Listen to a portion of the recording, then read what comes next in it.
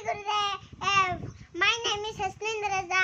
I am studying UKGC section and today I am going to recite Jawaharlal Nehru. He was India's first Prime Minister. He was born on 14th November 1889.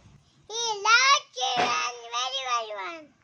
Children call him Chachaji. His birthday is celebrated on Children's Day. He was great leader, firefighter, a great key role in the making the new India. He is also known as architect of modern India. He was a great leader and good role model for everyone. He died on 24th May 1964 in New Delhi. Thank you, friends, for giving me this wonderful opportunity.